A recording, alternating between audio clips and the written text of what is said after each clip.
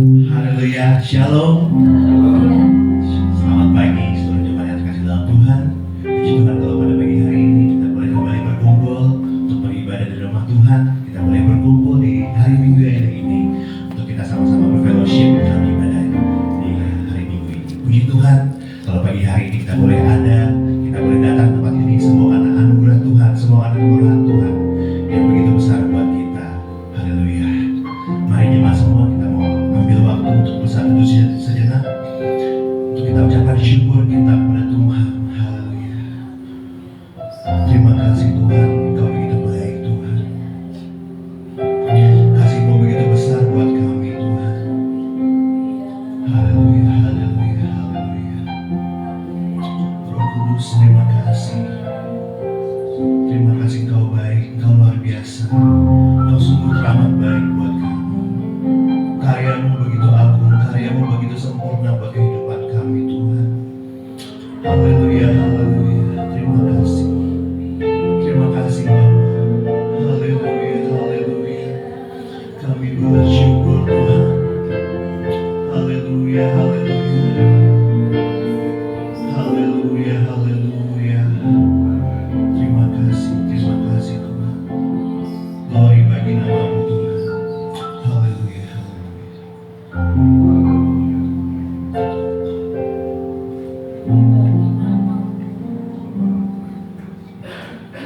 Terima kasih Bapa yang baik.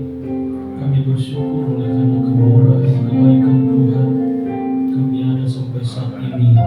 Sebab itu Tuhan kami terus menyerahkan seluruh hidup kami ke dalam tangan Tuhan. Dan kami percaya ketika kami berada di tempat ini, satu kerinduan kami terus untuk kami rindu memuliakan Tuhan, memuji meninggikan Engkau. Karena hanya Engkau yang layak kami tinggikan, lakukan dalam setiap hidup kami. Oleh sebab itu Tuhan, sebelum kami masuk lebih lagi untuk kami memuji menyembah Engkau, kami percaya Engkau sudah meluruskan kami, Engkau sudah melayakkan kami, mengampuni kami dari setiap pelanggaran-pelanggaran kami dan kelalaian hidup kami. Sebab itu Tuhan, kami memberi yang terbaik pada saat ini untuk kami meninggikan Engkau. Hanya Engkau lah yang layak kami tinggikan dalam setiap hidup kami. Sebab itu ibadah kami dari awal pertengahan sampai pada akhirnya kami memutarkan ke dalam tangan kasih Tuhan. Kuasa Roh Kudus bekerja, ambil alih semuanya, sehingga pelayanan kami pada saat ini adalah pelayanan yang diberkati oleh Tuhan. Dan kami percaya hanya kuasa-Mu yang bekerja berotoritas di dalam ibadah kami saat ini. Kali lagi kami menyerahkan seluruh hamba-hamba-Mu yang Engkau percayakan untuk melayani pada saat ini. Apapun pekerjaan pelayanan yang dikerjakan oleh kami hamba-hamba-Mu, kami menaruhkan terus ke dalam tangan kasih Tuhan. Mohonlah kami pengurapan dari Tuhan, mengurapi kami, Roh Kudus memakai kami, sehingga setiap pujian penyembahan yang kami naikkan kepada-Mu, Engkau sendiri yang bertahta di atas setiap pujian kami. Sehingga kami umat-Mu yang datang dengan berbagai persoalan beban, kami percaya ketika kami beribadah kepada Engkau, kami pulang dengan kemenangan, dengan sukacita, karena kuasa ibadah itu sangat bermanfaat. Kuasa ibadah besar kuasanya dalam hidup kami. Terima kasih Tuhan, sehingga kebenaran firman Allah yang disampaikan itulah yang menjadi isi hati Tuhan untuk setiap kehidupan kami dan menjadi jawaban dalam setiap doa-doa kami kepada-Mu. Terima kasih Tuhan Yesus. Sebab itu Tuhan, kami tidak izinkan kuasa kegelapan dalam bentuk apapun yang bekerja mengganggu kami di saat kami beribadah. Dengan satu hati, dengan iman kami tolong hancurkan kuasa iblis dalam nama Yesus. Kuasa darah menguasai hidup kami, menguasai setiap hidup kami, menguasai setiap hati kami, pikiran kami, bahkan ruangan tempat kami pakai untuk beribadah, bahkan seluruh sarana prasarana yang kami pakai, kami percaya ada dalam penguasaan kuasa Tuhan, sehingga kami bebas untuk beribadah kepada Tuhan. Terima kasih Tuhan Yesus, terima kasih. Kami berdoa untuk umat-Mu yang masih dalam perjalanan. Tuhan, hendaklah terus mereka dengan kuasa-Mu, sehingga mereka boleh tiba di tempat ini. Sama-sama kami bersuka cita, sama-sama kami meninggikan Engkau Raja kami. Terima kasih Tuhan, terima kasih Bapa yang baik. Kami akan mulaikan ibadah kami pada saat ini. Kami buka tabiskan dalam satu nama yang ajaib, yaitu dalam nama Tuhan Yesus Kristus. Haleluya. Haleluya. Haleluya. Haleluya.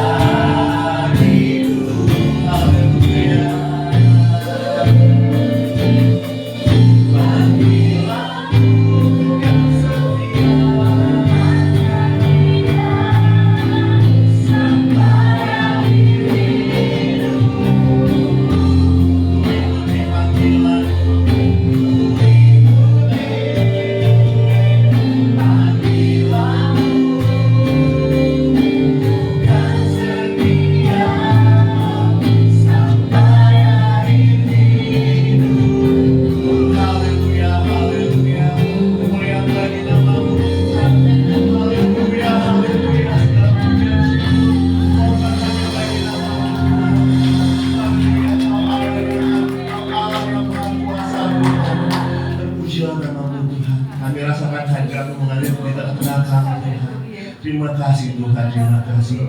Kami mau lebih lagi memuji nama-Mu, memuliakan nama-Mu Tuhan. Hanya di dalam nama Tuhan Yesus Kristus kami berdoa mengucap syukur. Haleluya. Amin. Haleluya. Haleluya. Haleluya. Tuhan, kita ada di tempat ini karena murahan Tuhan buat kita. Amin. Amin. Sorakan haleluya 3 kali bersama-sama. 1, 2, 3. Haleluya. Haleluya. Haleluya. Allah sanggup melakukan segala perkara. Haleluya.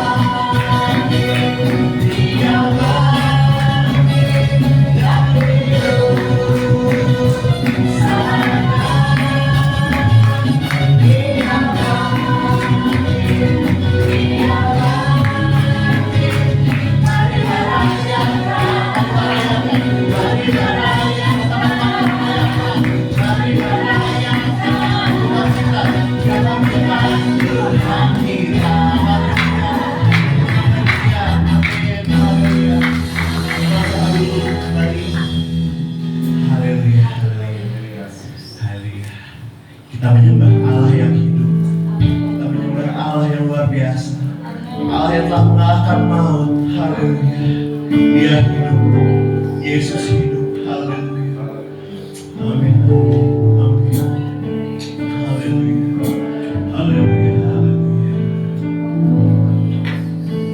Yesus Tuhan, mulialah nama-Nya. Yesus Allahku, bersama kasih-Nya dahulu, sekarang, dan sampai selamanya. Kasih-Nya tak pernah berubah. Yesus Tuhan, mulialah nama-Nya. Yesus Allahku, besar kuasa-Nya dahulu, sekarang, dan sampai selamanya. Kuasa-Nya tak pernah berubah. Dia satu, Yesus satu, melakukan perkara yang besar. Dia satu, Yesus satu, memulihkan yang terluka, menyembuhkan yang menderita. Dia sanggup memulihkan hidupku. Haleluya. Yesus Tuhan, mulialah nama-Nya. Yesus Allahku, besar kasih-Nya dahulu, sekarang, dan sampai selamanya. Kasih-Nya tak pernah berubah. Yesus Tuhan, mulialah nama-Nya. Yesus Allahku, besar kuasa-Nya dahulu, sekarang, dan sampai selamanya. Kuasa-Nya tak pernah berubah. Dia satu, Yesus satu, melakukan perkara yang besar. Dia satu, Yesus satu, memulihkan yang terluka, menyembuhkan yang menderita. Dia satu, memulihkan hidupku.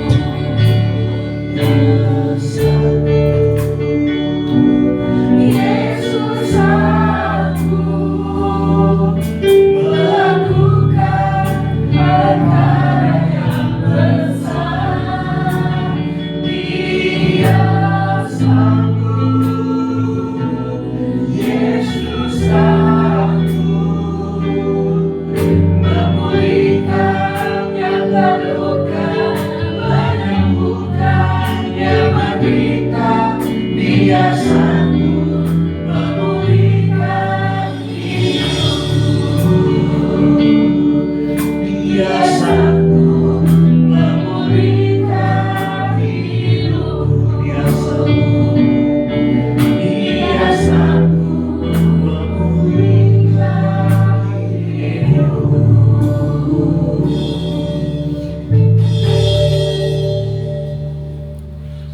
Tuhan, terima kasih kami sudah memuji muliakan Engkau ya Tuhan. sebentar saatnya kami mendengarkan firman-Mu. Kau telah berkati hamba-Mu yang akan menyampaikannya ya Tuhan, dan telinga kami akan mendengarkannya. Kau telah berkati Tuhan, supaya kuasa setan dan roh jahat yang mau mengganggu kami saat kami mendengarkan firman-Mu, kami tolak patahkan itu semuanya hanya di dalam nama Tuhan Yesus Kristus, dan Yesus berkuasa, supaya firman-Mu ini bisa kami terapkan dalam kehidupan kami sehari-hari Tuhan. Hanya di dalam nama Tuhan Yesus Kristus kami telah berdoa dan ucap syukur. Haleluya. Amin.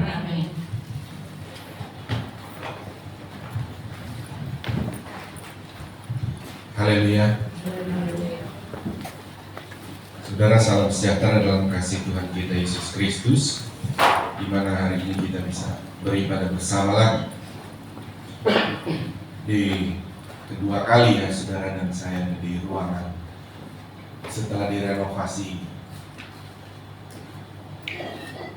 Setelah sudah direnovasi saudara, saya bersyukur sama Tuhan, apa yang dari dulu gitu, renovasi gitu. Terus di saat minggu lalu apa ya, kita puasa 3 hari 3 malam juga sama Ibu Gembala. Saya juga dapat diajar Tuhan gitu. Dan Tuhan bilang begini, Tuhan itu tidak apa ya sudah, tidak bangga sebetulnya dengan ruangan seperti ini. Yang Tuhan bangga itu perbuatan kita. Jadi Tuhan tidak membuat senang, oh iya saya senang, saya bersuka cita karena ruangan kamu sudah renovasi. Jadi yang Tuhan senang itu ya perbuatan kita. Bisa paham ya? Supaya saudara dan saya itu apa saudara, tidak membuat kita, iman kita itu saudara, oh kayaknya Tuhan tuh senang banget nih karena ruangan kayak begini. Oh nanti ibadah kita itu Tuhan akan lebih berkarya karena ruangan ini dibanding yang dulu. Tidak, Tuhan tidak bergantung dari ruangan. Tetap Tuhan fokus kepada pribadi kita. Amin saudara. Mau ruangan kita tidak direnov atau direnov, tergantung kita bagaimana pada Tuhan. Itu Tuhan akan berkarya. Disitulah saudara saat puasa itu saya kembali bersyukur, terima kasih Tuhan ya.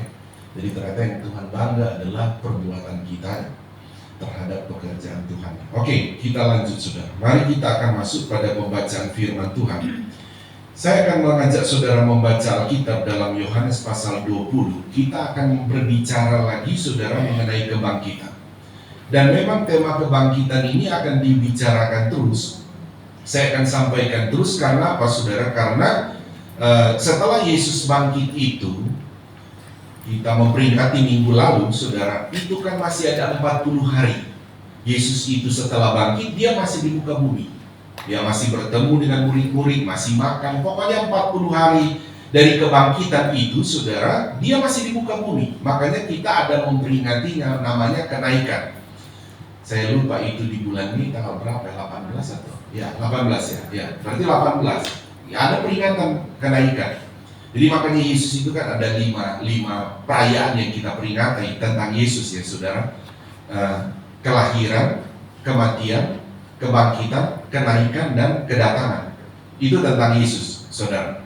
Nanti setelah Yesus naik ke surga ada perayaan yang akan kita rayakan namanya Pentakosta.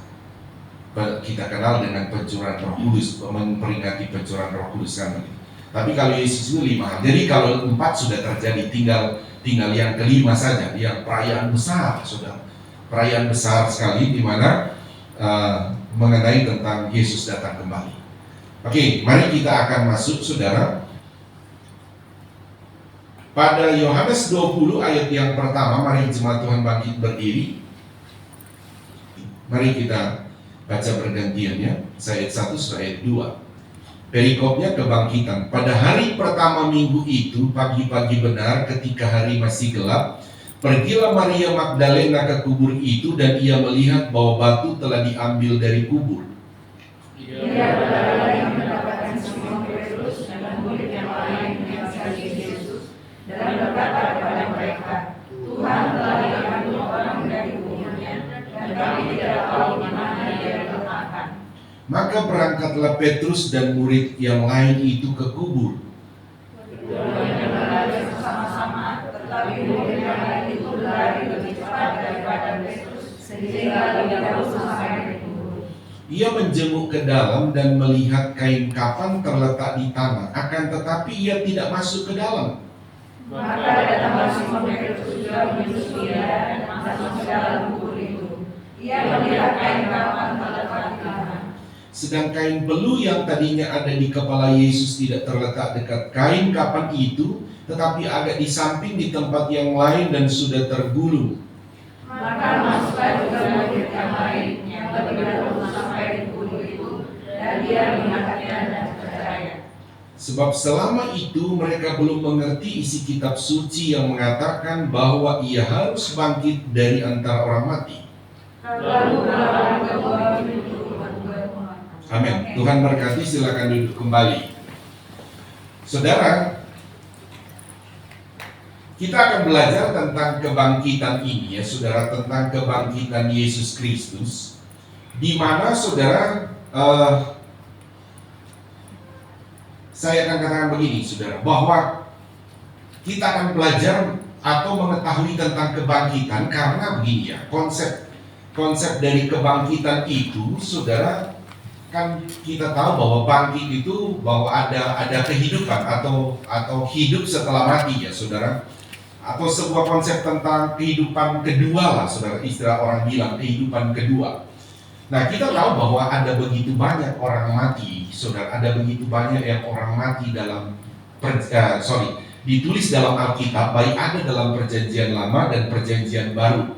Tetapi saudara, hanya ada satu orang yang mengalami kebangkitan tetapi tidak pernah mati lagi. Jadi ada orang mati tapi dia bangkit dan mati lagi, kan begitu, saudara. Di muka bumi ini semua begitu, yang mati setelah itu bangkit, saudara, dia mati lagi. Ada peristiwa-peristiwa, ada orang juga, di sana Pak ada dia doakan, dia sudah mati loh, sudah berapa jam, entah itu mati suri atau betul mati, dan memang terjadi kebangkitan.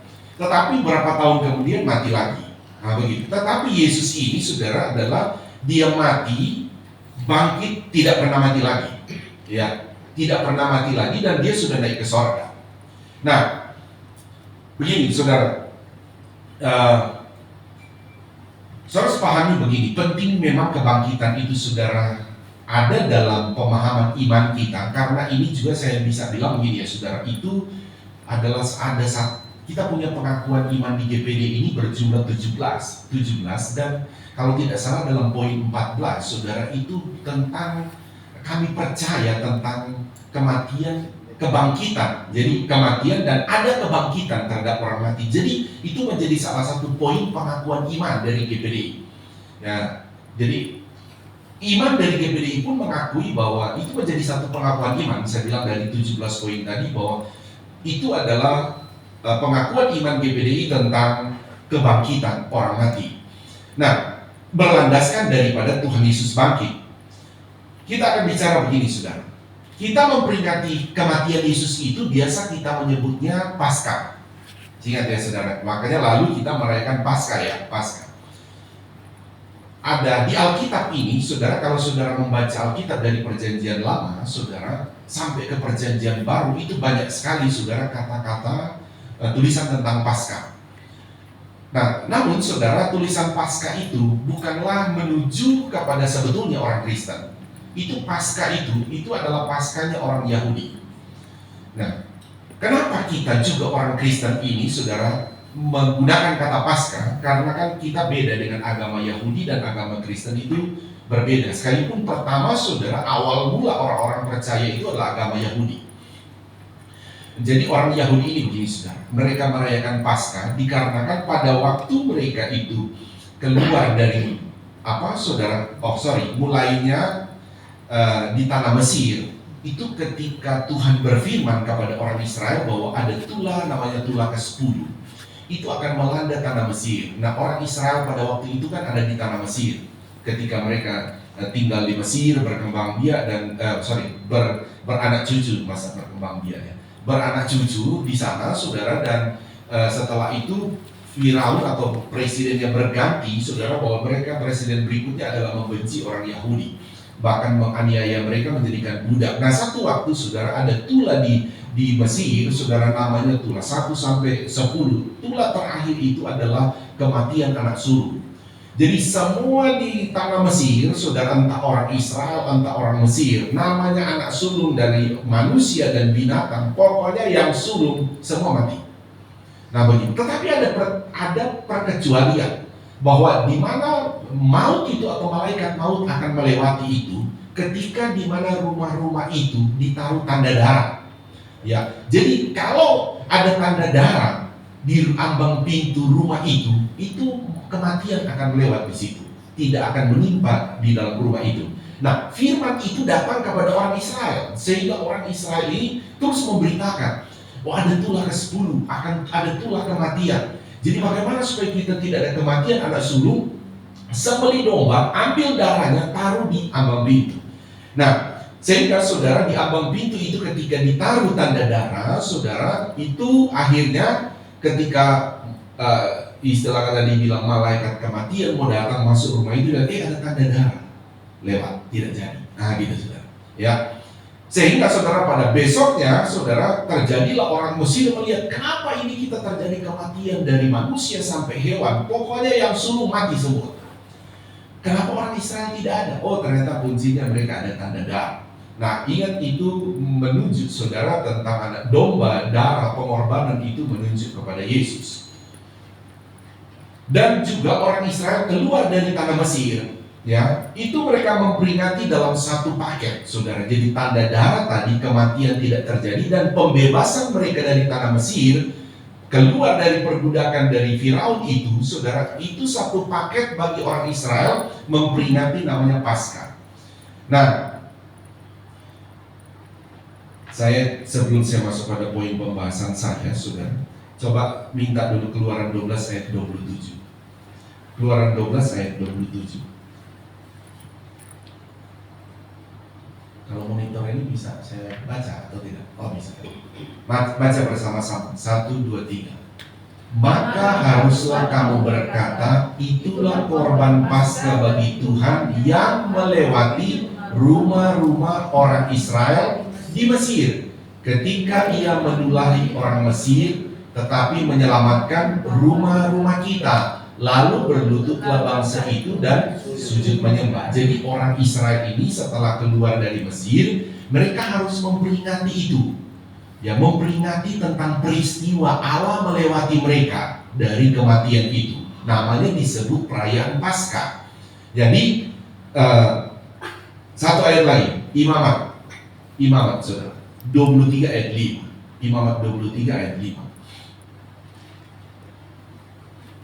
Baca 1, 2, 3. Dalam bulan yang pertama pada tanggal 14 bulan itu, pada waktu senja ada Paskah bagi Tuhan. Jadi ini memperingati pada bulan yang pertama bagi orang Yahudi. Kalau kita bulan pertama di kalender Masih bulan apa? Januari. Kalau orang Yahudi beda. Bulan pertama mereka saudara itu disebutnya bukan Januari tapi namanya bulan Nisan. Nah bulan Nisan itu saudara dia akan terletak di antara bulan Maret dan April. Jadi di tengah-tengahnya Maret kita menuju ke tengah-tengahnya April. Itu bulan Nisan bagi mereka, bulan pertama. Makanya kalau kita memperingati Paskah di bulan apa rata-rata saudara? Ya kalau tidak akhir Maret di awal April, karena kalender Yahudi itu bergantung di bulan, dia bisa bergeser tanggal-tanggalnya setiap pergantian tahun. Makanya kita berganti gitu ya saudara. Nah gini, saya kasih pemahaman sedikit. Saudara ingat begini ya, kalau kita merayakan kelahiran Yesus di setiap umumnya ya saudara, di tanggal di kalender, di tanggal berapa kita? 25 Desember ya. Pernah berubah nggak tanggal itu? Tidak pernah berubah, selalu tanggal 25. Coba perhatikan, kalau Paskah berubah nggak tanggalnya? Berubah. Apa yang tidak berubah kalau kita mau Paskah? Apa? Harinya nggak bisa berubah.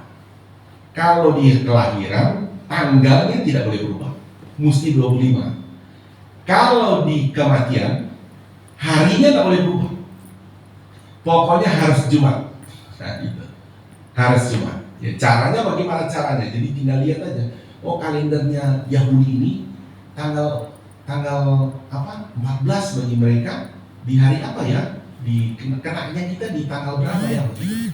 Oh, pokoknya kalau dekat dari tanggal, jadi tidak bisa tepat juga, cari mendekati aja. Pokoknya mesti ambil Jumatnya yang dekat tanggal 14 orang Yahudi, begitu caranya. Oh ini dekat nih, diambil dari itu. Ini berarti kita tetapkan tanggal ini ya, hari Jumat.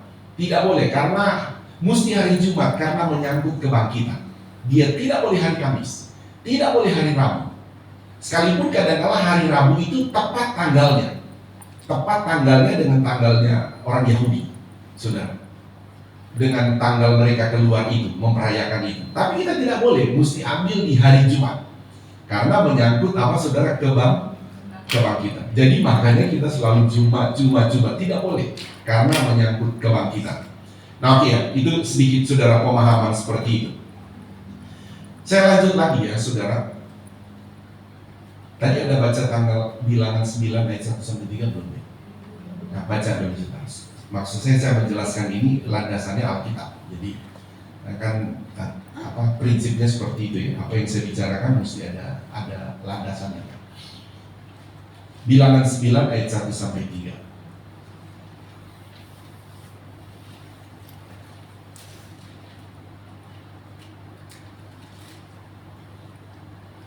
Baca ya. Mari baca 1, 2, 3. Tuhan berfirman kepada Musa di padang gurun Sinai pada bulan yang pertama tahun yang kedua sesudah mereka keluar dari tanah Mesir. Terus Israel harus merayakan Paskah pada waktunya. Pada hari yang ke-14 bulan ini, pada waktu senja, haruslah kamu merayakannya pada waktu yang ditetapkan menurut segala ketetapan dan peraturan, haruslah kamu merayakannya. Jadi kita lihat dari bulan pertama tanggal 14 itu mereka merayakannya, wajib, dan orang Israel merayakan itu setiap tahun saudara. Jadi bayangkan dari keluar dari tanah Mesir mereka merayakan, sampai sekarang mereka merayakannya tentang Paskah. Nah oke, saya akan masuk begini saudara, kembali kepada ayat pokok kita dalam Yohanes 20, di mana saudara pada hari di mana mereka merayakan Paskah, di situ kan Yesus disalib. Jadi justru perayaan Paskah itu saudara itu ramai sekali, karena orang Yahudi itu ada kewajiban bagi mereka. Sekalipun mereka tinggal di daerah Turki, di Asia Kecil, tinggal di Mesir, pokoknya mereka bisa dibilang ada di dunia manapun, satu kewajiban bagi mereka harus pulang. Jadi orang Israel itu kalau mereka bekerja di luar negeri, mereka itu ada sisi uang bagi mereka, harus mereka tabung, wajib untuk pulang. Jadi peristiwa di mana waktu Yesus disalib, saudara, itu sangat ramai sekali di Yerusalem, karena orang Yahudi berkumpul semua di sana. Nah, selanjutnya lagi saudara, bahwa ketika peristiwa Yesus disalib, saudara, dan ketika Yesus bangkit di hari Minggu, itu banyak sekali orang Yahudi berkumpul di Yerusalem. Nah, mari kita akan masuk begini. Saya akan ajar saudara begini ya, saudara. Kita masuk 3 pelajaran penting dalam hal kebangkitan. Mari lihat ayat 1 dalam Yohanes pasal 20 tadi. Ayat 1, coba saya minta ayat 1. Pada hari pertama minggu itu ketika, mari kita baca 1, 2, 3. Pada hari pertama minggu itu, pagi-pagi benar ketika hari masih gelap, pergilah Maria Magdalena ke kubur itu, dan ia melihat bahwa batu telah diambil dari kubur. Saudara garis bawahi, pada hari pertama minggu itu, hari pertama orang Israel itu hari Minggu, hari Sabtu itu hari ke-7. Jadi Yesus mati di hari Jumat, ya, Jumat sore. Jadi makanya saudara, kalau saudara ingat, ini kalau menuju hari sebetulnya cuma kalau dia mati jam 3 sore, itu Yesus itu cuma tinggal 3 jam sudah berganti hari. Karena pergantian hari orang Yahudi itu ada di jam 6 sore. Jam 6 sore. Jadi hari pertama Yesus itu cuma tinggal 3 jam. Pindah ke hari Sabtu. Nah, makanya ke hari Sabtu sore lewat itu sudah hari ketiga. Nah, di pagi-pagi benar saudara, minggu itu dikatakan pada hari pertama minggu itu. Oke. Hari pertama minggu itu Yesus bangkit, begitu ya saudara. Yesus bangkit. Ini yang akan saya bahas adalah hari pertama minggu itu. Yesus bangkit di hari Minggu, saudara, adalah hari yang kita bahas begini. Hari Minggu itu menjadi harinya orang percaya Yesus beribadah. Gini ya. Sebelum Yesus bangkit, orang percaya Yesus yang mengikut Yesus, mereka masih beribadah di hari Sabtu. Ya, mereka masih beribadah di hari Sabtu, bergabung dengan orang-orang Yahudi, entah datang ke sinagog, entah datang ke bait Allah, tergantung mana mereka ada di dekat mana. Ya, bait Allah itu hanya satu di Yahudi, tetapi sinagog itu banyak sekali. Ya, nah, jadi mereka bergabung di sana. Tetapi, saudara, setelah kebangkitan Yesus, orang Kristen pada waktu itu mereka berubah hari ibadahnya.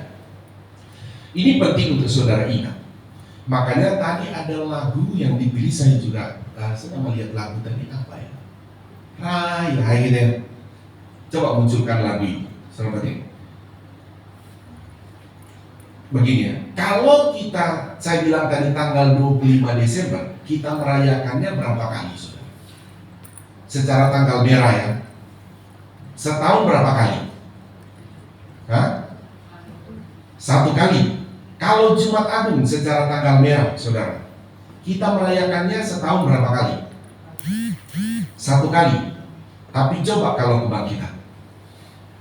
Rayakan, Yesus rayakan, rayakan, Yesus rayakan. Terus apa yang dirayakan? Terus, pindah. Nah, bukan dia mati kan, saudara?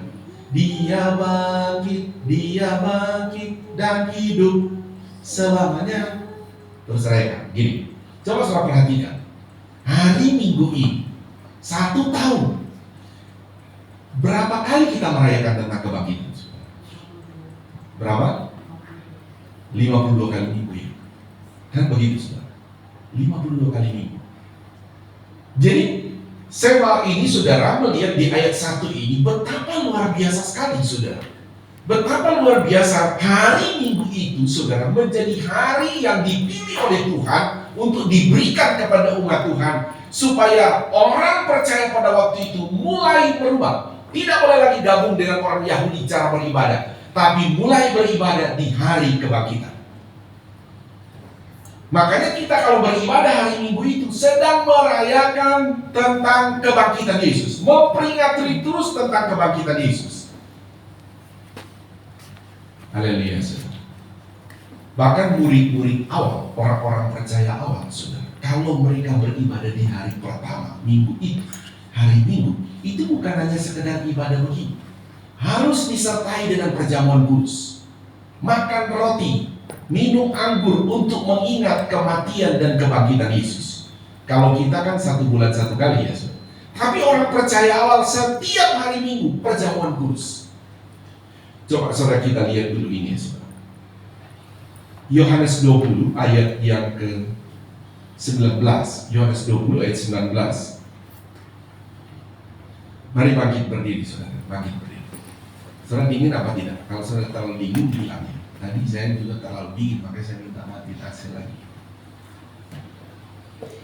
Baca 1, 2, 3. Ketika hari sudah malam pada hari pertama minggu itu, berkumpulan murid-murid Yesus di suatu tempat dengan pintu-pintu yang terkunci, karena mereka takut kepada orang-orang Yahudi. Pada waktu itu datanglah Yesus dan berdiri di tengah-tengah mereka dan berkata, "Damai sejahtera bagi kamu." Amin. Tuhan berkati, silakan. Ingat ya, saudara, pada hari pertama dikatakan, saudara, minggu itu berkumpulan murid-murid. Jadi ketika Yesus ini yang sudah bangkit, saudara, dan setelah itu hari pertama minggu itu, murid-murid kan dia berkumpul. Dia kan takut, mereka takut itu, karena mereka salah satu ketakutan mereka, saudara, adalah dikucilkan. Kan orang-orang Yahudi itu kan menganggap orang Kristen awal, pengikut Yesus itu sesat. Jangankan pengikut Yesus, saudara, Yesus saja orang ahli Taurat berkata kamu sesat, begitu. Nah, sehingga mereka ini dikucilkan. Dan kedua kan mereka takut bahwa Yesus sudah dibunuh. Sehingga mereka mau berdoa, mau menyembah Tuhan, kunci pintunya. Jangan sampai orang Yahudi dengar. Kalau orang Yahudi dengar, pemimpin kita saja sudah disalib, mereka benci gara-gara kita ikut Yesus. Yesus mengajarkan pengajaran baru. Sehingga saudara yang salam Tuhan, mereka kunci rapat-rapat pintunya. Mungkin nyanyi juga setengah suara, takut ditangkap begitu saudara. Tetapi dalam mereka nyanyi setengah suara atau apapun, ditutup rapat pintunya. Dalam tubuh kebangkitan Yesus, Yesus masuk ke dalam. Tidak ada teks di sana menulis ketok pintu, tok buka pintu. Tahu-tahu Yesus muncul di tengah-tengah mereka. Nah, lihat tubuh kebangkitan. Nanti kita akan bicara tentang tubuh kebangkitan nanti. Tapi Yesus yang sudah bangkit, tahu-tahu masuk di tengah-tengah mereka. Nah, ini hebatnya tubuh kebangkitan, saudara. Biar lagi sudah ditutup pintunya, saudara, di tembok apapun dia bisa masuk. Beda dengan tubuh biasa, saudara. Mereka kaget, kok ada Yesus di sini? Nah, Yesus datang hadir di tengah-tengah mereka ketika hari Minggu pertama mereka beribadah. Nah, kita lihat saudara, di minggu-minggu pertama ini selalu Yesus menampakkan bagi mereka, selalu Yesus hadir di tengah-tengah mereka. Nah, disinilah sehingga orang percaya mulai lihat, loh kok kita berkenan ya? Di hari kebangkitan ini, kita berkumpul, kita memuliakan Tuhan, Tuhan hadir. Nah, disinilah saudara, setelah itu orang mulai lihat, oh kita beribadahnya di hari Minggu. Saya minta ayat lagi saudara, Kisah Rasul 20 ayat yang ke-6. Kisah Rasul 20 ayat yang ke-6 dan 7. Mari baca bersama-sama. 1, 2, 3. Tetapi sesudah hari raya roti tidak beragi, kami berlayar dari Filipi dan 4 hari kemudian sampailah kami di Troas dan bertemu dengan mereka. Di situ kami tinggal 7 hari lamanya. Ayat selanjutnya. Pada hari pertama dalam minggu itu, ketika kami berkumpul untuk apa? Memecah-mecahkan roti. Paulus berbicara dengan saudara-saudara di situ karena ia bermaksud untuk berangkat pada keesokan harinya. Pembicaraan itu berlangsung sampai tengah malam. Sampai situ saja. Jadi saudara lihat, dari awal Yesus kebangkitan terus berjalan, orang percaya sudah tidak lagi beribadah di hari Minggu, tetapi mereka tidak beribadah di hari Sabtu, tetapi mereka sudah berubah terus beribadah di hari Minggu. Sampai Yesus sudah naik ke surga. Ini sudah zaman Paulus, saudara. Paulus sudah diselamatkan kan, setelah Yesus itu sudah naik ke surga. Yesus menampakkan diri kepada Paulus dan Paulus diselamatkan. Nah, Paulus juga sudah mengikuti pola daripada rasul-rasul awal. Mereka sudah beribadah di hari Minggu, bahkan saudara, mereka beribadah di setiap minggu itu melakukan, saya bilang, memecah-mecahkan roti, dan mereka perjamuan kudus. Maka kita punya perjamuan kudus kan, selalu saya bilang di dalam teks 1 Korintus pasal 11 ayat 23, 24, 25 selalu diakhiri supaya kamu untuk mengingat akan aku. Mengingat akan aku tentang kematian dan kebangkitan. Begitu saudara. Jadi orang percaya itu saudara awal bukan saja mereka mengingat dengan cara tentang Yesus mati dan bangkit dengan beribadah hari Minggu, cara mengingatnya bukan hanya itu, tetapi mereka menyertainya dengan cara mengingat Yesus mati dan bangkit itu dengan disertai makan roti dan minum anggur. Itu perjamuan kudus. Ya, kita balik ya saudara. Jadi saudara kenali kebangkitan Yesus saudara. Dalam poin yang pertama kita pelajari bahwa merubah hari ibadahnya orang percaya yang tadinya mengikuti ibadah harinya bersama dengan agama Yahudi. Sekarang mereka berubah saudara mengikuti kebangkitan Yesus menjadi hari Minggu.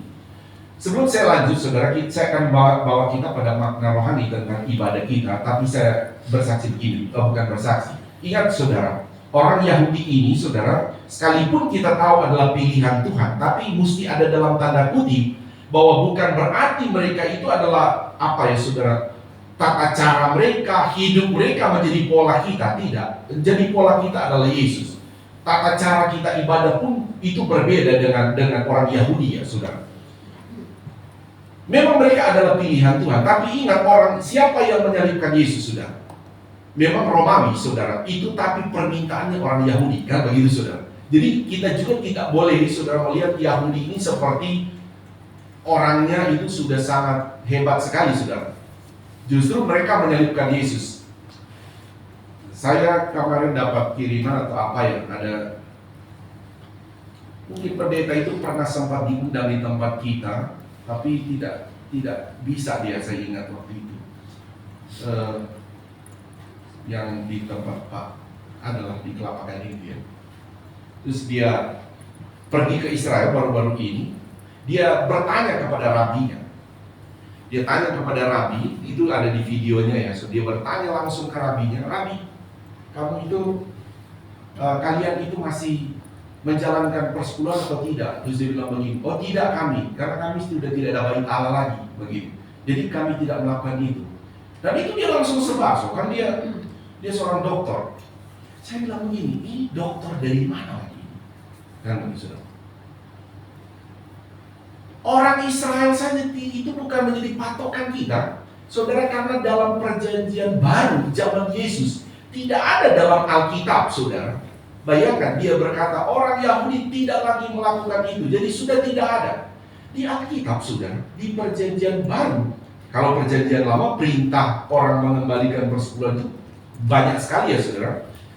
Tapi di perjanjian baru tidak ada pernah larangan dari Yesus atau dari para rasul tidak usah mengembalikan persepuluhan. Tidak ada satupun. Yang ada justru Yesus itu pernah menyamakan. Ketika mereka bertanya tentang membayar pajak, ya sudah ingat ya. Bahkan Yesus berkata begini, bayarlah kepada kaisar apa yang wajib kamu bayar. Terus Yesus masukkan, dan bayarlah kepada Allah apa yang wajib kamu harus bayar. Jadi antara persepuluhan dan pajak, saudara, Yesus justru menaruh tempat yang sama. Karena pajak bagi orang Yahudi pada waktu itu bayar ke Roma, berani tidak bayar, salah satu hukumannya salib. Mati, saudara. Sehingga Tuhan justru menaruh itu. Ini perbandingannya ini loh, sama kedudukannya, supaya maksudnya analoginya bagi mereka. Jadi dari situ saja Yesus tidak pernah melarang itu atau menyuruh tidak usah melakukan. Sama tadi pendeta ini saya lihat malah nanya ke situ, ke Rabi. Rabi ini tidak percaya loh perjanjian baru. Orang Israel baru sedikit sekali percaya Yesus. Justru mereka kalau mau tanya tentang perjanjian baru, jangankan persepuluhan, Yesus saja mereka tidak percaya. Bisa paham ya, saudara? Jadi kita bukan bertanya kepada mereka, bertanya kita kepada firman Allah, kepada Alkitab. Amin. Jadi sekarang sudah masa media, saudara, sehingga kadang-kadang orang main dengar begini, oh iya dia bilang begitu. Wah, ini repot, saudara. Sangat berbahaya. Ya. Jadi kembali lagi, saudara, kita tetap mengikuti apa kata Alkitab sebetulnya. Saya balik lagi ya, saudara. Kita balik lagi tentang ibadah, saudara. Tentang ibadah. Ketika kita melihat ibadah itu, saudara, kita melakukannya ibadah di hari Minggu itu karena memperingati tentang kebangkitan Yesus. Nah, dan itu mulai dari awal, saudara, cara orang mengingat. Jadi kalau kita ibadah Minggu pun orang-orang awal itu mengingat Yesus bangkit itu ibadah hari Minggu dan disertai perjamuan kudus. Mereka ingat, oh kita ibadah dan perjamuan kudus untuk mengingat Yesus kita mati dan bangkit kembali. Nah, biar juga ini menjadi pengertian bagi kita, saudara, ketika hari Minggu itu menjadi peringatan bagi kita bahwa hari Minggu itu sedang kita memperingati tentang hari kebangkitan Yesus Kristus. Amin ya, saudara. Sehingga kita harus datang beribadah. Begini, saudara, pentingnya kita beribadah. Saudara, mari kita lihat dulu, saudara, kepada Ibrani 10 ayat yang ke-25.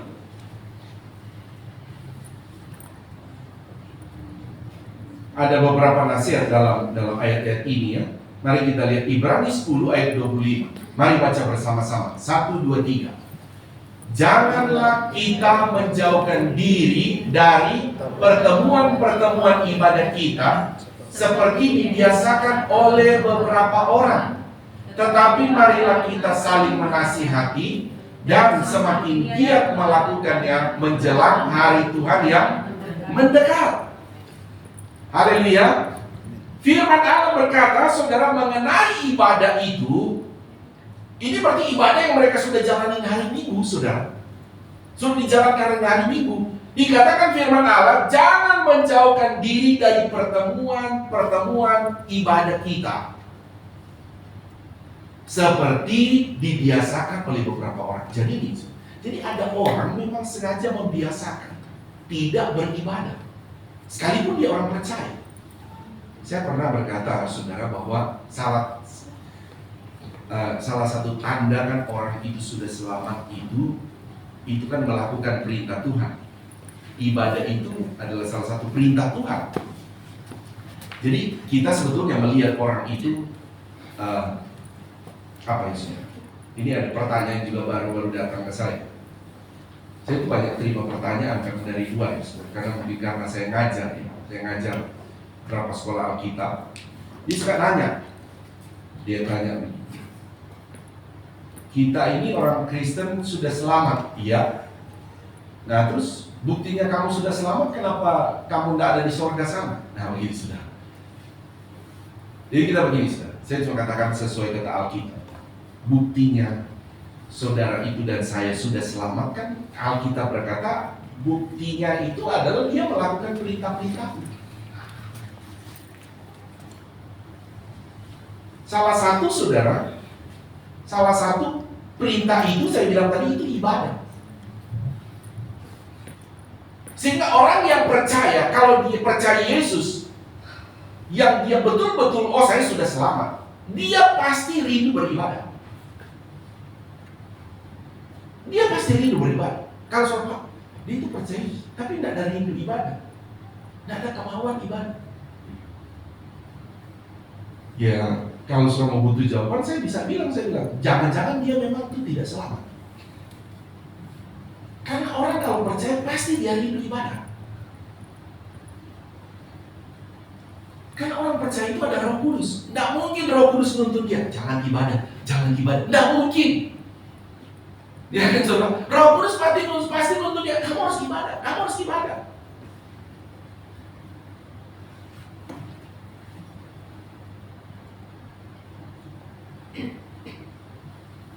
Makanya kita berkata, jangan jauhkan diri dari pertemuan-pertemuan ibadah.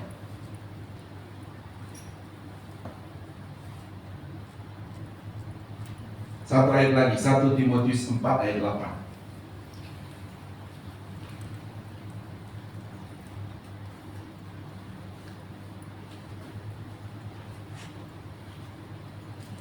Sebelum saya lanjut, sudah buka aja ayatnya begini. Saya ulang-ulang ini supaya saudara paham. Saudara tahu caranya supaya selamat bagaimana? Supaya selamat, masih ingat caranya bagaimana? Ini caranya, di tanda kutip caranya bagaimana supaya selamat? Orang itu supaya selamat percaya Yesus, kan begitu sudah. Orang selamat percaya Yesus. Nah sekarang kedua, saudara tahu caranya Tuhan Yesus menyelamatkan manusia? Juga di tanda kutip caranya ya saudara. Saudara tahu nggak caranya Tuhan Yesus menyelamatkan kita? Ada yang tahu bagaimana? Apa? Ya, apa itu? Mati dan bangkit. Menebus manusia. Jadi kalau kita caranya untuk selamat hanya percaya Yesus, tapi kalau dari pihak Tuhan cara menyelamatkan kita itu harus mati, dia harus mati dan bangkit kembali. Haleluya ya. Nah, dari situ saudara, jadi kita bisa melihat saudara bagaimana luar biasa saudara. Kalau kita enak benar, tapi kalau Tuhan tidak enak, begitu saudara. Cuma percaya, nah kita bisa selamat. Tapi kalau Tuhan tidak semudah itu. Dia harus datang lahir, ya, dia harus disalib, dia harus disiksa, dia mati, dia baru bangkit. Wajib itu saudara. Ya, oke. Kita lanjut lagi ya saudara. Ayat yang saya minta tadi, mari kita baca 1, 2, 3. Latihan badani terbatas gunanya, tetapi apa saudara? Ibadah itu berguna dalam segala hal. Terus karena mengandung janji baik untuk hidup ini maupun apa? Untuk hidup yang akan datang. Haleluya saudara. Ibadah itu saudara, latihan badan itu terbatas. Olahraga baik nggak saudara? Baik, tapi itu terbatas. Terbatas gunanya. Melakukan aktivitas saudara di dalam hari-hari ibadah, tapi itu terbatas. tidak akan mempengaruhi kamu di hari kekekalan. Tetapi dikatakan ibadah itu berguna, jadi ibadah itu bermanfaat, malah berguna dalam segala hal. Ayatnya tetap dimunculkan ini. Jadi berguna dalam segala hal. Jadi kalau kita beribadah, kata firman Allah, itu berguna dalam segala hal. Baik segala hal kita di bumi ini, bahkan terlebih di sorga. Dan dia berkata mengandung janji. Baik mengandung janji kita hidup di muka bumi ini. Jadi justru ibadah itu double berkatnya, saudara. Berguna bagi kita masih di bumi ini, berguna juga dan di kekekalan. Amin, saudara. Kedua, dia berkata mengandung janji.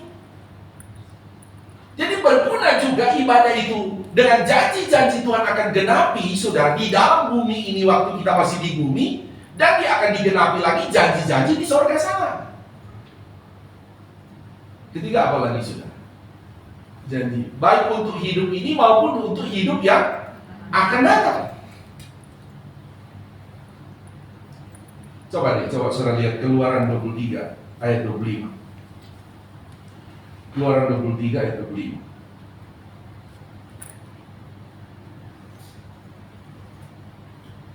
Mari kita baca bersama-sama. 1, 2, 3. Tetapi kamu harus beribadah kepada Tuhan Allahmu, maka Ia akan memberkati roti makananmu dan air minumanmu, dan aku akan menjauhkan penyakit dari tengah-tengahmu. Nanti ayatnya nggak usah dihilang, ya, muncul aja terus. Gini, kira-kira ini, saudara, jadi kan ibadah ini mengandung janji, saudara. Baik kita di bumi dan yang akan datang. Nah, kira-kira kalau Tuhan bicara begini, aku akan memberkati roti makananmu dan air minumanmu, dan aku akan menjauhkan penyakit dari tengah-tengahmu. Ini kira-kira berkat ini terjadi di bumi atau nanti di sorga? Di bumi, saudara. Memang kelihatan, saudara, kita datang beribadah di hari kebangkitan ini, saudara, memang, aduh, waktu saya mesti kasih waktu ke sini, justru datang memberi persembahan dan lain sebagainya. Ini kalau orang dunia berpikir, dia berpikir rugi. Tapi kalau engkau benar-benar orang yang sudah selamat, justru engkau berpikir itu untuk beribadah. Amin, saudara. Untuk beribadah. Kenapa untung? Karena firman Allah berkata, menguntungkan engkau baik di bumi, baik nanti di surga. Haleluya, saudara. Dia memberkati makananmu, katanya, roti makananmu, air minumanmu, dan menjauhkan penyakit dari tengah-tengahmu. Satu ayat lagi, Yosua 24 ayat 14.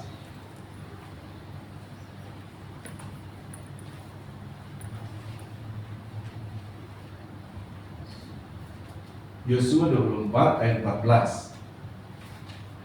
Mari baca, saudara. Oh, gantian saja sampai ayat 21 ternyata ini. Sampai 21. Saya 14, saudara ayat 15. Oleh sebab itu, takutlah akan Tuhan dan beribadahlah kepadanya dengan tulus ikhlas dan setia. Jauhkanlah Allah yang kepadanya nenek moyangmu telah beribadah di seberang sungai Efrat dan di Mesir. Ini ya, saudara. Jangan terus, saya jelaskan sedikit. Jadi orang-orang Israel ini, saudara, ketika ada di Yosua, mereka kan melewati beberapa kerajaan. Bahkan mereka menempati kan itu di tanah Kanan sudah ada kerajaan-kerajaan.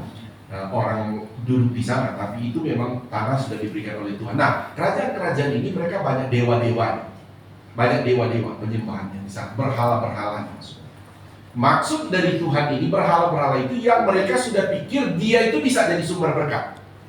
Nah gitu, saudara. Jadi berhala-berhala ini bisa jadi sumber berkat.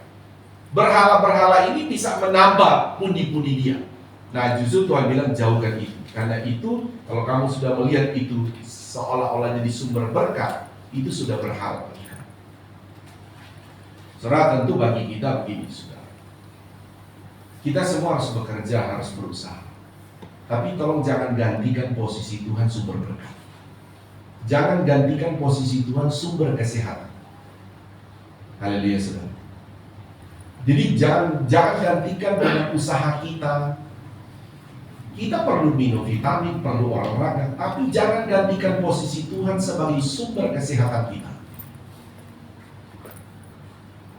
Kita harus berusaha, harus bekerja, tapi jangan gantikan posisi Tuhan sebagai segala sumber berkat bagi kita. Jangan kita pikir, oh ini kerjaan saya, usaha saya, inilah yang membuat saya dapat uang, bisa saya beri ke gereja, bisa saya lakukan ini, makanya kan saya sudah bisa bantu gereja. Jangan pernah ada dalam perkataan kita itu.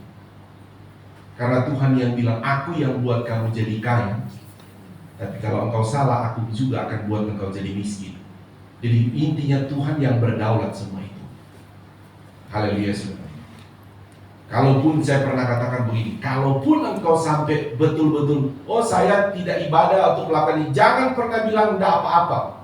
Karena tetap itu sudah salah di mata Tuhan. Pokoknya terhadap Tuhan jangan coba bela diri. Salah tetap salah. Amin. Karena ini kita berhadapan dengan Tuhan. Hari Minggu ini kita hadapan dengan Tuhan loh saudara. Pak boleh, saya mau liburan ibadah, makanya saya selalu bilang, kalau boleh ibadah dulu. Tapi toh kalau kau sampai ke sana, jangan bela diri. Kalau perlu bilangnya, Tuhan ampuni Tuhan, saya tidak ibadah ini. Minggu saya mau datang. Lebih baik begitu datangkan diri Tuhan. Tapi jangan coba-coba cari pembelaan diri. Kalau sama kami ini hanya manusia, boleh saja sudah. Tapi kalau sudah menyangkut Tuhan, jangan. Amin saudara. Jangan. Apalagi sudah harinya Tuhan, ini hari kebangkitan, hari ibadah, sudah mengenai berkat Tuhan yang kita terima. Jangan Tuhan bilang ini, jangan kamu berkata karena kekuatanku lah aku memperoleh ini. Ada ayat itu kan saudara. Jangan Tuhan bilang, jangan ucapkan dari mulutmu itu. Karena kekuatan tanganku lah, karena pemikiranku lah, karena strategiku lah aku mendapatkan kekayaan ini. Tuhan bilang, jangan coba-coba bicara. Makanya saya ingatkan, tentu kita di tempat ini jangan. Kalau sudah menyambut Tuhan, saudara mendingan kita semua tunduk aja, bilang aja, iya saya sudah salah. Amin saudara. Udah, pokoknya kalau Tuhan begitu, langsung bilang begitu, Tuhan saya sudah salah. Gitu aja. Haleluya. Ya, lanjut lagi saudara. Ayat yang kedua. Baca 1, 2, 3.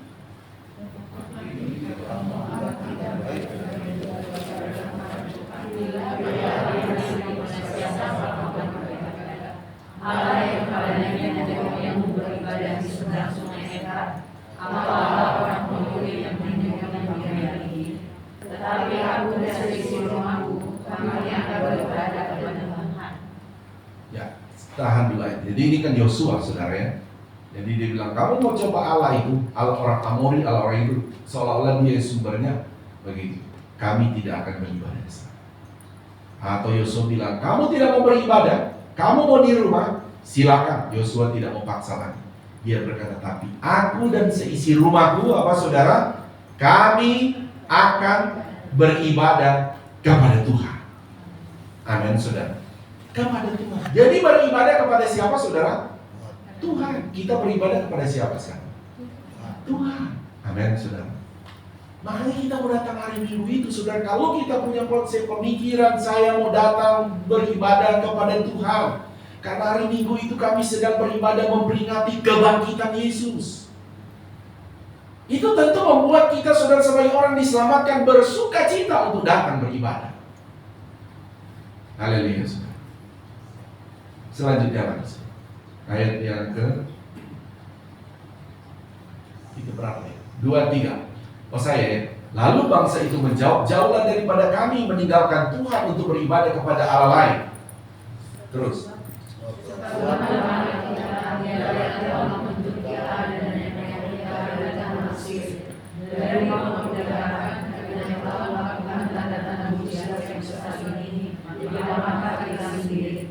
Dan yang telah melindungi kita sepanjang jalan yang kita tempuh, dan di antara semua bangsa yang kita lalui. Jadi Yosua mau ajarkan orang Israel, Kamu tuh ingat, kita tuh harusnya sudah tidak berdaya pada waktu di Mesir. Kita itu miskin di sana, budak di sana. Tapi bagaimana Tuhan keluarkan kita di sana? Bagaimana Tuhan tolong? Jadi ibadah itu juga Yosua membawa orang Israel tuh, kamu ingat loh kamu dulu, jangan kamu sombong. Jangan kamu sombong, kamu dulu tuh kayak gimana? Itu Yosua bilang. Mari harus datang kepada Tuhan. Tidak mudah kita bisa bebas dari sana. Itu kalau bukan Tuhan tak bakal bebas kita. Sehingga Yosua ingatkan mereka, kamu harus beribadah kepada Tuhan. Kita perjalanan kita lalu, coba ingat, Yosua bilang ingat. Itu kalau bukan Tuhan, kita itu sudah binasa semuanya, kata Yosua bilang. Selanjutnya, sudah. Ayat saya baca ya, selanjutnya. Tuhan menghalau semua bangsa dan orang Amori, penduduk negeri ini dari depan kita. Kami pun akan beribadah kepada Tuhan sebab Dialah Allah kita. Sampai situ saya baca. Perhatikan saudara. Jadi Yosua berkata, Tuhan yang menghalau, bukan kita tuh hebat. Kata Yosua begitu kan? Kita itu bisa keluar dari sana, Firaun bisa akhirnya tidak menghukum kita, dia bisa lepaskan kita bisa lewati ketika Firaun sudah mengejar kita dengan pasukannya lagi, mau ulang lawan kita. Tapi ketika Tuhan membelah laut itu bukan karena kita hebat, itu karena Tuhan menghalau mereka. Ada banyak kerajaan-kerajaan yang begitu kuat. Bayangkan orang Israel keluar dari tanah Mesir, mereka itu budak, nggak tahu apa-apa berperang. Tapi biasa mereka bisa melewati orang Amori, bahkan berperang mereka bisa menang. Tapi Yosua mengingatkan, itu bukan kekuatan kita, Tuhan yang halau mereka. Saudara, menjadi perenungan bagi kita. Banyak hal-hal yang kita bisa lewati di masa lalu. Bagaimana kita dulu, sehingga kita ada sekarang. Firman Allah mengingatkan kita, saudara, bahwa itu semua karena Tuhan. Amin, saudara. Kita bisa lolos dari jeratan maut atau jeratan tipu muslihat orang dan lain sebagainya. Itu bukan karena kita, katanya itu karena Tuhan. Sehingga Yosua berkata, makanya kita datang beribadah kepada Tuhan.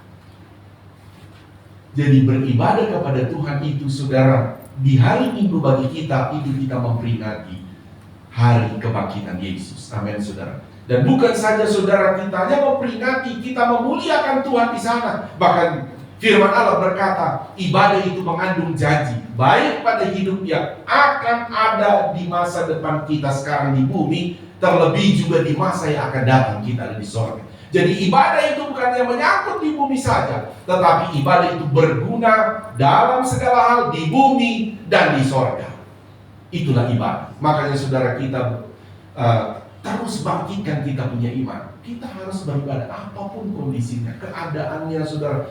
Kita harus berusaha beribadah. Haleluya, saudara. Jadi sekali lagi saudara, pelajaran kebangkitan kita, saudara, saat ini tentang kebangkitan Yesus, di mana hari Minggu itu adalah satu hari kebangkitan. Dan betapa luar biasa saudara, dari sekian hari-hari raya besar saudara tentang Yesus itu kita peringati, saudara, dalam satu tahun cuma ada hari kebangkitan yang dirayakan setiap minggu. Diberikan tanggal merah paling banyak ada di hari kebangkitan. Maka nanti minggu depan kita bahas. Makanya Paulus berkata begini, sekalipun Yesus lahir, dia mati, tapi kalau tidak ada kebangkitan, sia-sialah iman percaya. Makanya kebangkitan ini saudara dirayakan oleh orang Kristen semenjak dari awal di hari Minggu, dan setiap minggu mereka beribadah kepada Tuhan untuk merayakan kebangkitan Yesus. Amin. Tuhan berkati. Saudara, demikian firman Tuhan saya bisa sampaikan bagi saudara dan saya dalam poin yang pertama tentang kebangkitan adalah kebangkitan Yesus itu di hari Minggu yang membuat kita orang percaya beribadah di hari Minggu. Ya, poin kedua nanti kita akan bahas minggu depan tentang Yesus benar-benar bangkit. Nah, nanti saya akan ajar saudara juga ini, karena ini juga penting untuk saudara belajar tentang Yesus itu benar-benar bangkit. Untuk saudara memiliki pengetahuan iman, karena begini sedikit saya kasih masukan saudara, bahwa pada waktu Yesus bangkit ada namanya kelompok-kelompok orang Yahudi yang langsung memberikan selebaran hoax supaya Yesus itu tidak bangkit. Dan itu terus dipakai oleh agama seberang sampai sekarang. Mereka sedang berkata Yesus itu tidak bangkit. Saudara, tidak bangkit. Dan itu terus berjalan. Dan herannya ada orang Kristen lain, oh iya ternyata Yesus tidak bangkit. Dan ingat saudara, mereka akhirnya meninggalkan Yesus. Itu menyangkut iman. Makanya saya bilang ini penting saudara memiliki pengetahuan iman yang benar. Poin kedua yang kita akan bahas tentang kebangkitan Yesus itu adalah benar-benar bangkit. Nanti saya akan berikan ayat pendukung untuk menanamkan dalam iman saudara dan saya. Mari kita bangkit berdiri. Kita berdoa. Bapa di sorga, kami datang kepadamu bersyukur ya Tuhan dalam ibadah kami masih memperingati tentang kebangkitan-Mu. Bahkan setiap minggu untuk menyadarkan kami memperingati tentang kebangkitan-Mu. Membuat kami Tuhan beribadah di hari Minggu. Tolong Roh Kudus setiap kami jemaat-Mu di tempat ini, dari orang tua sampai anak-anak, tanamkan kebenaran firman-Mu Tuhan. Itu pentingnya kami terus beribadah memperingati kebangkitan-Mu ya Tuhan. Dan kami percaya ibadah kami ini berguna dalam segala hal, baik kami di bumi dan juga kami nanti kelak di sorga. Terima kasih Tuhan, setiap kami yang datang saat ini, hamba berdoa Tuhan ada pergumulan-pergumulan apapun dalam pribadinya, dalam rumah tangganya, dalam kesehatannya, pendidikannya Tuhan, atau keuangannya, usahanya. Hamba berdoa semua pergumulan kami taruh ke dalam tangan Tuhan. Karena kami tetap percaya Tuhan adalah sumber segala sumber. Tuhan adalah kekuatan kami, sumber berkat, sumber kesehatan kami. Terima kasih Tuhan Yesus, di dalam nama Tuhan Yesus kami berdoa, kami bersyukur. Haleluya. Semua yang percaya berkata amin. Tepuk tangan beri kemuliaan buat Tuhan Yesus. Tuhan memberkati kita. Silakan duduk, saya serahkan pada yang bertugas. Ya, puji Tuhan, kita telah diberkati oleh kebenaran firman Tuhan. Dan kami mengucapkan terima kasih atas pelayanan Bapak Gembala, atas pelayanan firman Tuhan. Tuhan Yesus memberkati pelayanan Bapak dan keluarga. Dan terima kasih untuk setiap pelayanan yang telah bertugas pada pagi hari ini, dari tim Praise and Worship, tim multimedia, Asher, dan kita semua jemaat yang telah datang, kita telah sama-sama melayani Tuhan di tempat ini. Dan kita akan mendengarkan pengumuman untuk kegiatan gereja kita selama sepekan ke depan. Ya, untuk jemaat yang mau memberikan persembahan secara transfer, untuk persembahan pertama itu untuk persembahan operasional, dapat ditransfer ke rekening BCA 128145572 atas nama Bapak Didi Chandra Dinata. Kemudian untuk persembahan kedua, yaitu untuk pembelian ruko kedua, dapat ditransfer ke rekening BCA Digital 000937261639 diawali dengan ketentuan 501 atas nama Bapak Aditya Sumira. Kemudian bagi jemaat yang ingin mentransfer persembahan persepuluhan dapat ditransfer ke rekening BCA 74005165574 atas nama Bapak yang Senang. Dan bagi jemaat yang sudah ditransfer, harap untuk menghubungi Bapak atau Ibu Gembala untuk didoakan setelahnya. Ya, kemudian untuk persembahan sekolah minggu bisa ditransfer ke rekening BCA 57254363770 atas nama Ibu Ida Agustin Supriyatna. Kemudian kita akan masuki doa puasa mingguan besok. Jemaat boleh memilih, yaitu ibadah puasa Esther, puasa Daud, atau puasa Adam dan puasa Daniel. Kemudian hari Rabu akan diadakan ibadah komsel di rumah keluarga Bapak Johannes, ya, di Pesona Wina, Pasar Wina, hari Rabu jam 7.30. Kemudian hari Jumat ibadah gabungan Belfrip dan WSP bagi kaum pria dan kaum wanita. Untuk Jumat ini diliburkan dahulu ya. Akan mungkin Jumat selanjutnya. Kemudian hari Sabtu akan diadakan doa pagi di gereja jam 7 dan sampai jam 8 pagi.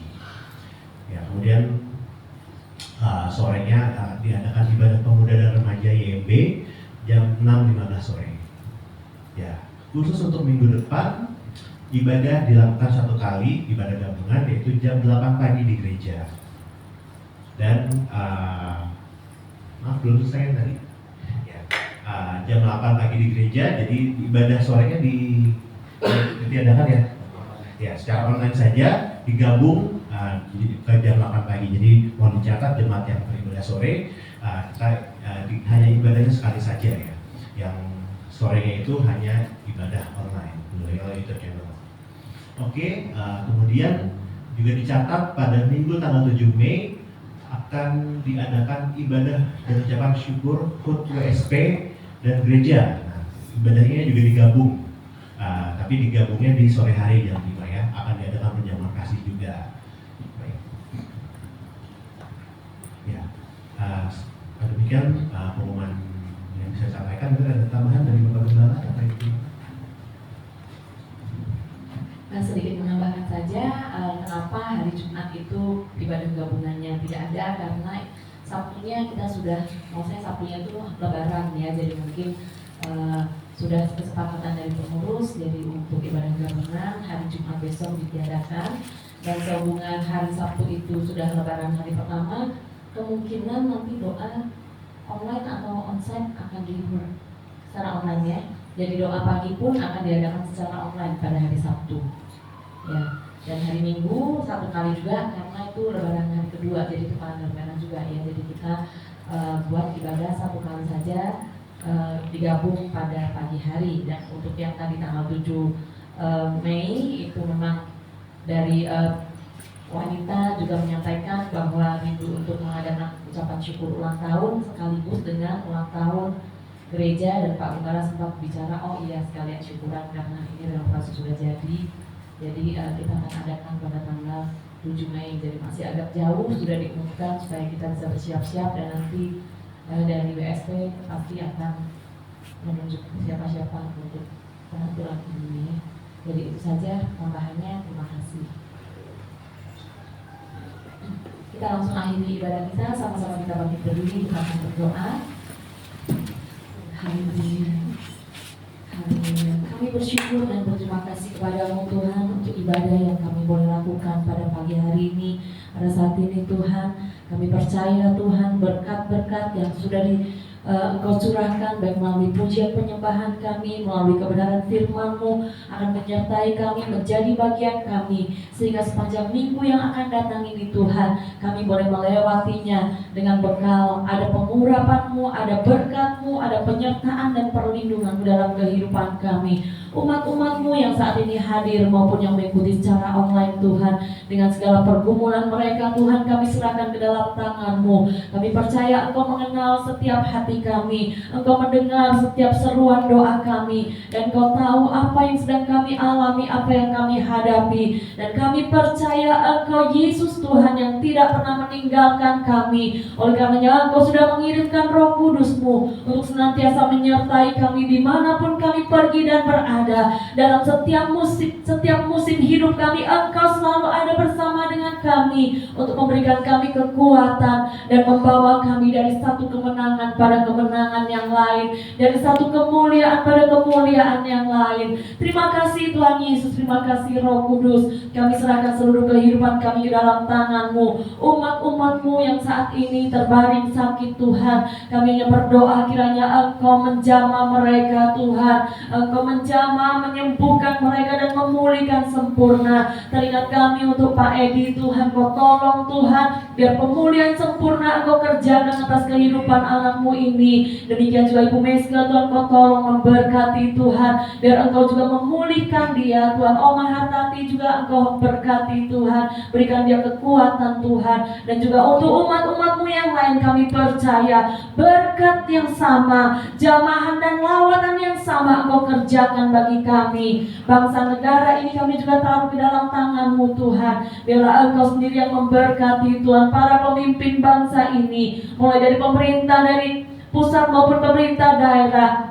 Semuanya Engkau berkati, Engkau berikan mereka takut akan Engkau, sehingga dalam setiap pengambilan keputusan yang ada di dalam memimpin bangsa ini berlandaskan takut akan Engkau, semuanya berjalan sesuai dengan kehendak Allah. Terima kasih Tuhan Yesus, terima kasih Roh Kudus. Setiap kami yang ada, umat-umat-Mu Tuhan, yang saat ini Tuhan belum bisa beribadah bersama dengan kami dimanapun mereka pergi dan berada, kami juga berdoa kiranya Engkau menjamah mereka Tuhan. Taruh kerinduan di dalam hati mereka, taruh Tuhan pengertian di dalam hati mereka, bahwa mereka perlu untuk datang beribadah kepadamu di rumah-Mu.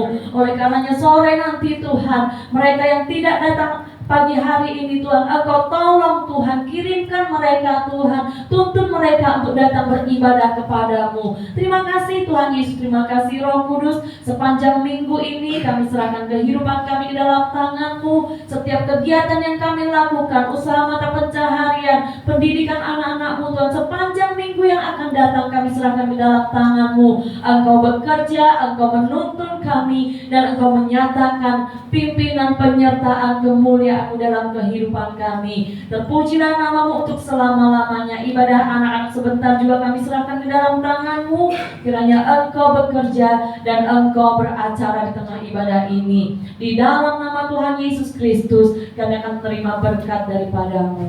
Mari angkat kedua tangan kita. Haleluya, haleluya. Inilah kami anak-anak-Mu ya Bapa di sorga.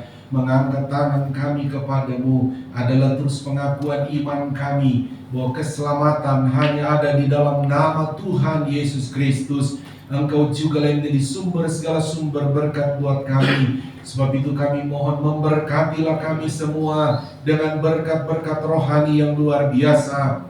Juga mohon berkati dengan berkat-berkat jasmani secara luar biasa. Akhirnya saudaraku, terimalah berkat daripada Allah Bapa, cinta kasih sayang daripada Tuhan Yesus Kristus, penghiburan persekutuan, kuat kuasa, urapan-urapan baru dari Roh Kudus memenuhi memberkati kita semua saat ini sampai Maranatha. Tuhan Yesus Kristus datang kembali menjemput kita semua. Taruh tangan di dada, naikkan pujian ini.